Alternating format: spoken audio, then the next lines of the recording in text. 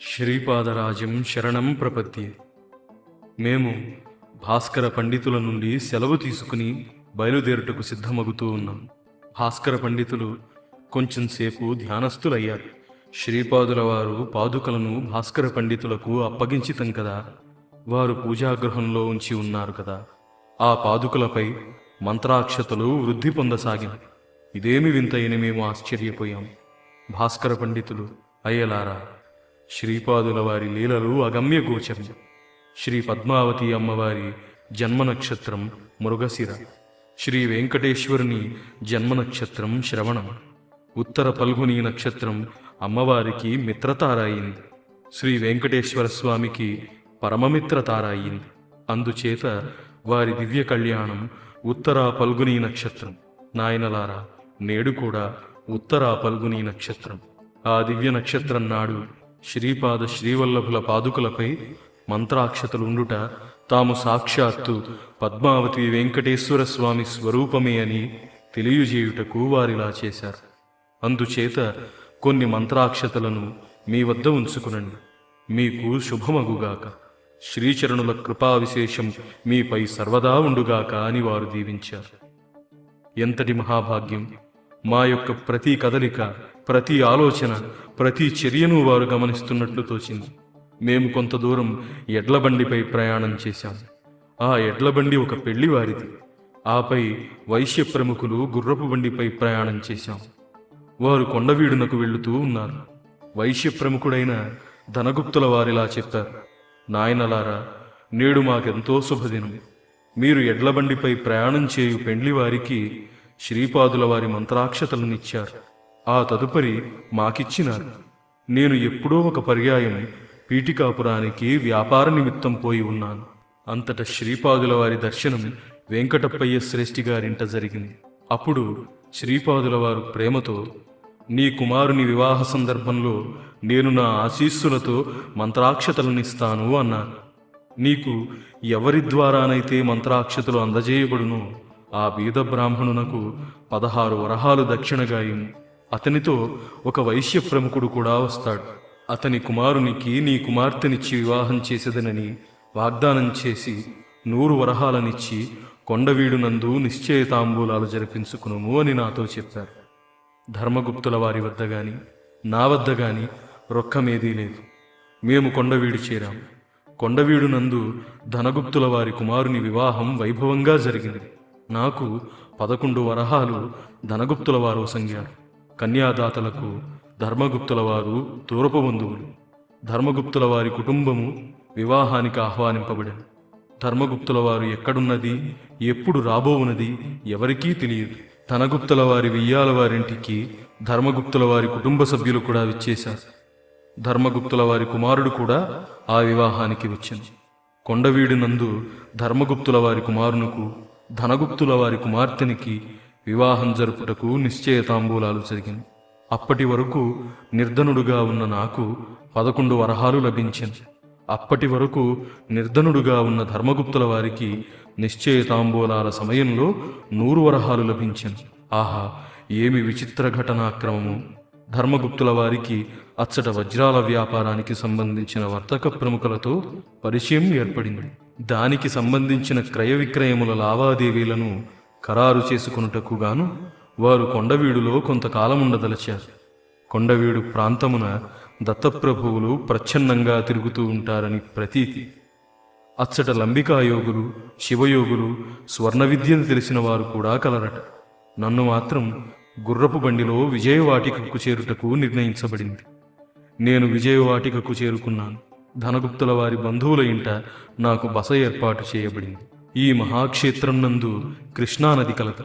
శ్రీ కనకదుర్గా మల్లేశ్వర స్వామి ఆలయం కలదు. కృష్ణలో స్నానం చేసి ఆలయాన్ని దర్శించాను.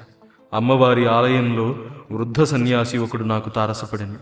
అతడు ఎన్నో దినాల నుండి పీఠికాపురానికి వచ్చి శ్రీపాదుల వారి దర్శనం చేసుకున్నటకు తహతహలాడుతూ ఉన్నాడు.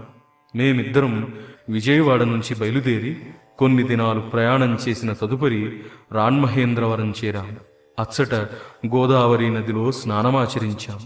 మార్కండేశ్వరుని, కోటిలింగేశ్వరుణ్ణి దర్శించాం. మా ప్రయాణం చాలా సుఖప్రదంగా సాగుతున్నది. నాతో ఉన్న వృద్ధ సన్యాసితో ఇలా చెప్పాను. మనం పీఠికాపురానికి కొద్ది రోజుల్లోనే చేరుకుంటాం. అక్కడ శ్రీపాదుల వారు అవతరించిన గృహమును దర్శించగలం. వెంకటప్పయ్య శ్రేష్ఠి గారిని, నరసింహవర్మ గారిని కలుసుకోవచ్చు. పాపనార్యుల ఆశీస్సులు కూడా తీసుకోగలం. జనని జనకులైన సుమతీ మహారాణిని, అప్పలరాజు శర్మను కలుసుకోగలం. మనకు మహద్భాగ్యకాలం సమీపించింది. శుభ పరంపరలు జరుగు శుభవేళ ఇది. ఆ తరువాత మనం పీఠికాపురం నుండి కురుంగడ్డకు పోయి శ్రీపాద శ్రీవల్లభుల వారిని దర్శించడం. సన్యాసి మహదానందంతో ఉండెను. మార్గమధ్యం నందున్న దేవాలయాలని దర్శిస్తూ ఉన్నాం. కొలది దినాలలో మేము పీఠికాపురం చేరుకున్నాం. శ్రీ బాపనార్యుల ఇంట మాకు భోజనం, వసతి ఏర్పాటు చేయబడింది. శ్రీపాదుల వారి బాల్యలీలల్ని ఎన్నో విన్నాం. పీఠికాపుర బ్రాహ్మణ్యం కూడా శ్రీపాదుల వారి తత్వాన్ని కొద్ది కొద్దిగా అర్థం చేసుకొనుచున్నదని తెలుసుకున్నాము. శ్రీవారి లీలల్ని నేను ఎన్నని వర్ణించగలను. అన్ని లీలల్ని వర్ణించటానికి 1000 నాలుకలు కలిగిన ఆదిశేషునికే తరముగాదు. తాళీపులాక న్యాయంగా ఏవో కొన్ని లీలల్ని నేను గ్రంథస్థం చేయుచున్నాను. శ్రీ నరసింహవర్మ గారును, వారి ధర్మపత్ని అమ్మాజమ్మ గారును కురుంగడ్డకు పోయి శ్రీపాదుని దర్శించి రావాలని ఇదే విషయంలో వారు వెంకటప్పయ్య శ్రేష్ఠి గారితో విన్నవించారు. వారు కూడా అంగీకరించారు. బాపనార్యులతో ఈ విషయం ప్రస్తావింపబడింది. వారికి కూడా మనుమణ్ణి ఒక్కసారి భౌతికంగా చూడాలని కోరిక ఉన్నది. సుమతీ మహారాణి తన బిడ్డ యోగక్షేమాల గూర్చి మమ్ములను గుచ్చిగుచ్చి ప్రశ్నించింది. అప్పలరాజు శర్మగారు గంభీరంగా కనిపించినను లోలోపల బిడ్డనొకసారి చూసి రావాలని భావించారు. కురుంగడ్డకు ప్రయాణం నిర్ణయించబడింది. మొత్తం 18 గుర్రపు బండ్లు సమకూర్చబడినవి. అందరం కలిసి కురుంగడ్డకు ప్రయాణమయ్యాం. ప్రయాణానికి చాలా రోజులు పట్టుననియు, అయినను ప్రయాణం ఖరారైనందున ఏదో ఒక రోజున శ్రీపాదుల వారిని దర్శింపగలిగదమని అందరం భావించాం. సుమతీ మహారాణి తన చిన్న బుడతన్ని ఎప్పుడు చూస్తానా అని కంటనీరు పెట్టుకునుచున్నది. అందరూ ధైర్యవచనాలను పలికి ఆమెని ఊరడించారు.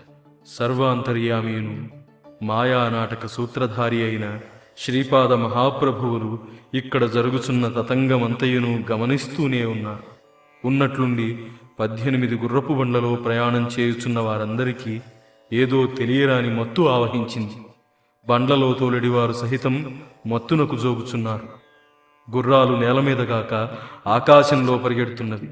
మేము పీఠికాపురం నుండి ఉషకాలంలో బయలుదేరాం. అపరాహ్నం కావస్తున్నది.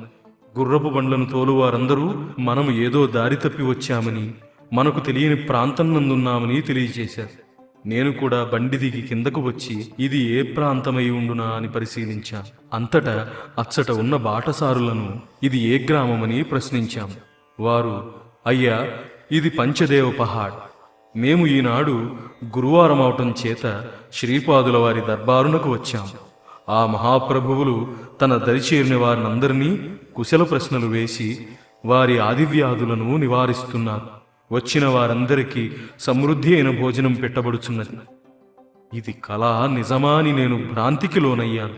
అందరం శ్రీపాదుల వారి దర్బారులో ప్రవేశించాం.